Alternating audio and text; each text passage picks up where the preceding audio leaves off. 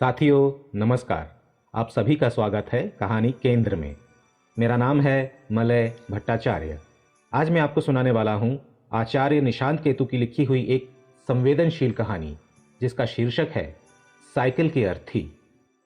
उससे पहले सभी से ये गुजारिश है कि जिन्होंने अभी तक चैनल को सब्सक्राइब नहीं किया है वे जल्दी से कहानी केंद्र को सब्सक्राइब करके उसका एक बेशकीमती हिस्सा बन जाइए, जिससे आने वाले दिनों में अपलोड होने वाली बहुत बेहतरीन कहानियां आप समय पर सुन सकें। तो शुरू करते हैं आज की कहानी।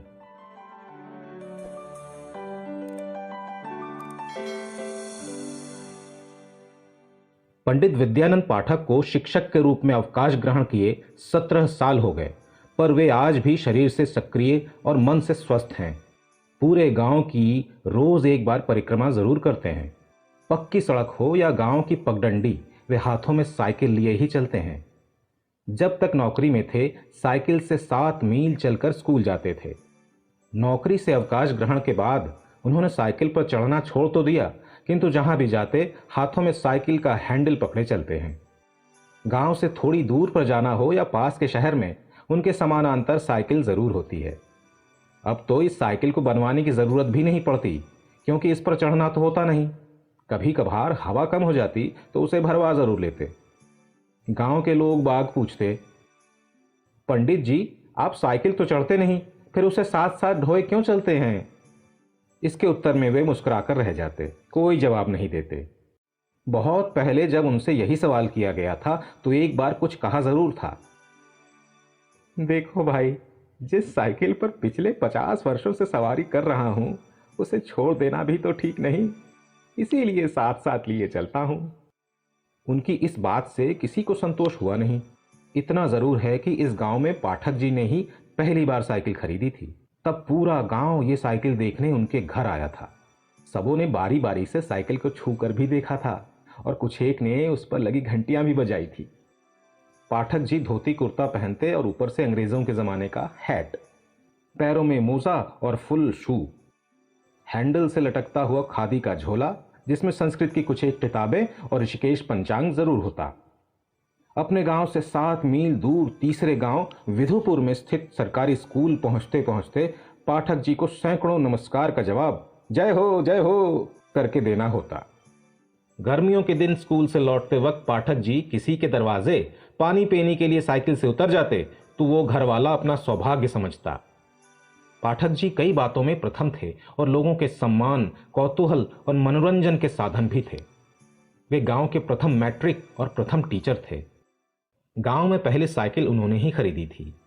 देश तो आजाद बहुत बाद में हुआ और संविधान ने मयूर को राष्ट्रीय पक्षी के रूप में मान्यता स्वतंत्रता के बाद दी, पर पाठक जी के दालान पर मयूर पक्षी का एक रंगीन जोड़ा एक अलग आकर्षण का कारण था।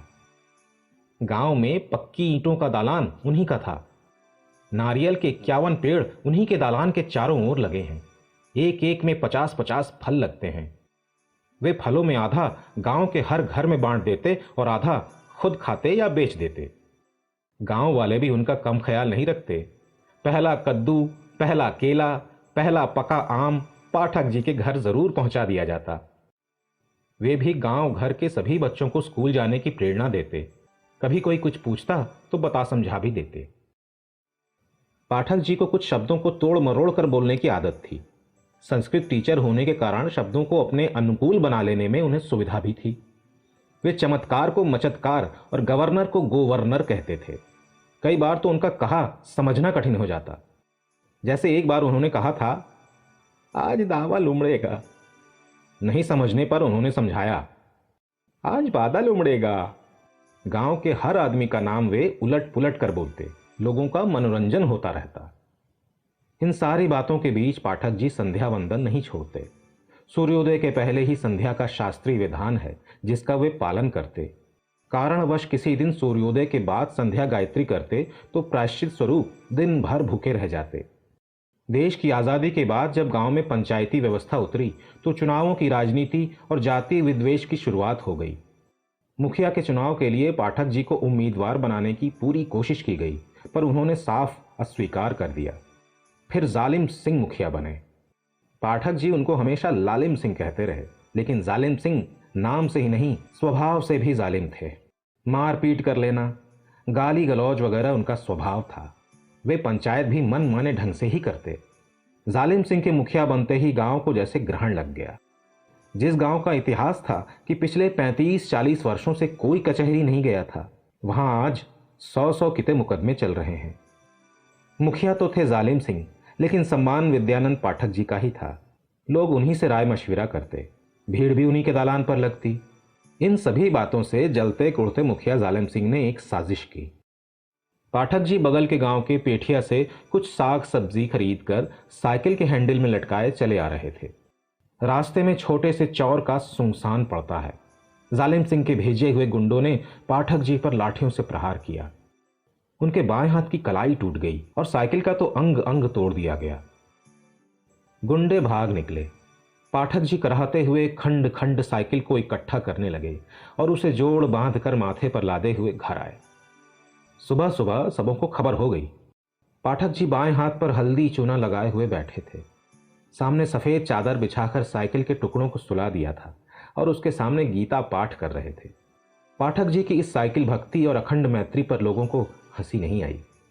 सबों ने सचमुच महसूस किया कि पाठक जी के घर का कोई महत्वपूर्ण आदमी मर गया है और पाठक जी उसकी आत्मा की शांति के लिए गीता पाठ कर रहे हैं।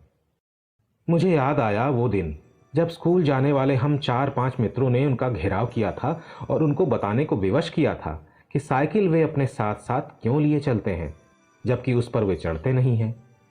हम सभी अमराई में बैठे बातें कर रहे थे। पंडित जी ने कहा, भाई साइकिल में बड़ी खूबियां हैं। हिंदुस्तान के हर आदमी की सवारी तो यही है। सस्ती भी है, पेट्रोल भी नहीं खर्च होता, साइकिल चढ़ने से कसरत भी हो जाती है, सेहत भी अच्छी रहती है। सड़क, पगडंडी, खेत खलिहान सब जगह इसका प्रवेश है। भीड़ में छोटे बड़े वाहन रुक जाते हैं, साइकिल भीड़ के बीच से निकल जाती है। बड़े बड़े गुण हैं इस साइकिल में। हम सबों ने एक साथ सवाल किया, नहीं पंडित जी सच बताइए, साइकिल के ये सारे गुण तो हम सब भी जानते हैं। पंडित जी बोले, अच्छा सच बात ही सुनना चाहते हो तो सुनो। इस साइकिल को मैं 50 वर्षों से भी अधिक समय से रोज देखता रहा हूं। इसे धोया पोछा है, सजाया संवारा है। इसने मेरी सेवाएं भी बहुत की, आराम भी बहुत दिया। इस पर कितने कितने सामान ढोकर लाया हूं। इस साइकिल के कारण लोगों के बीच मेरा सम्मान भी बढ़ा है। फिर भला मैं कैसे भूल सकता हूं इस साइकिल को। हम लोगों ने पाठक जी की बातें ध्यान से सुनी थी, पर हमारे मन का कोई भी कोना उनकी इस बात को स्वीकार करने को तैयार ना हुआ। इस बार हम लोग पके पके आम ले आए और पंडित जी के सामने रख दिए। पास के कुएं से ठंडा पानी भी भर लाए। लोटा गिलास सामने रख दिया और कहा, पंडित जी मीठे मीठे आम खाइए। पंडित जी जब खा पी चुके तो मछिया पर इत्मीनान से बैठ गए। हम लोगों ने हाथ जोड़कर फिर आग्रह किया, पंडित जी आप असली रहस्य खोल नहीं रहे हैं, सच सच बता दीजिए, आप साथ साथ साइकिल लिए क्यों चलते हैं। इस बार पाठक जी कुछ गंभीर हुए और बोले, देखो बच्चों, हर व्यक्ति किसी न किसी चीज, बात या व्यक्ति के साथ अपने आप को भरा पूरा समझता है।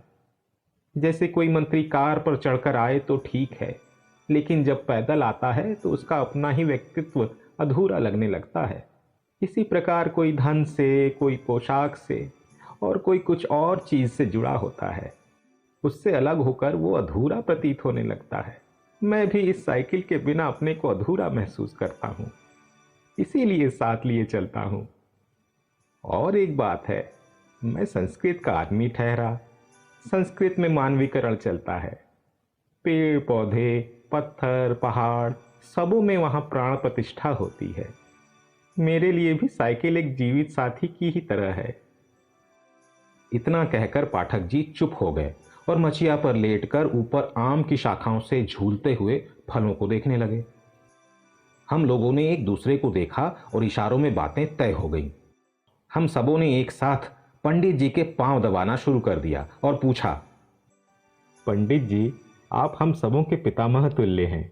हमें लगता है आपने जितना जो कुछ कहा है सब सही है, परंतु कोई एक बात आप छिपा रहे हैं। आपको हम सबों की शपथ। इस बार पंडित जी फिर गंभीर हो गए और आंखें बंद कर ली।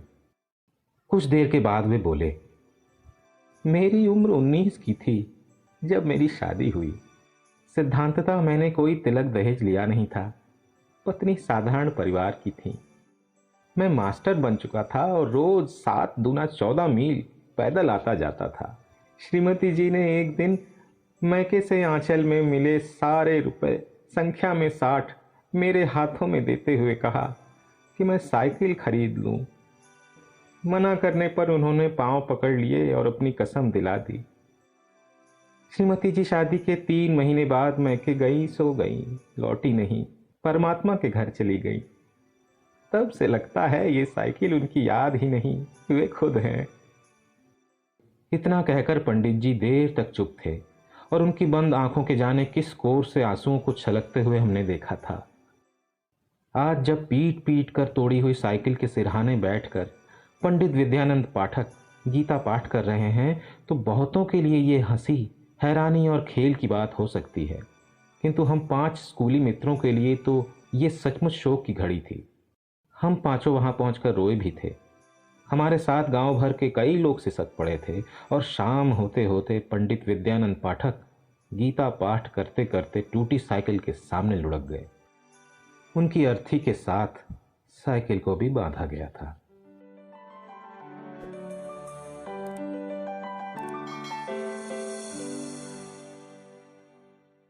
साथियों, अभी आप सुन रहे थे आचार्य निशांत केतु द्वारा लिखी हुई कहानी साइकिल के अर्थी।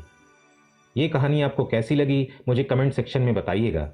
अगर अच्छी लगी हो तो इसे लाइक और अपने जानने वालों में शेयर करिएगा ताकि वे भी इसका आनंद उठा सकें। नई कहानियों को समय पर सुनने के लिए बेल आइकन को प्रेस करके ऑल पर क्लिक कर दीजिए। सभी का हृदय से धन्यवाद।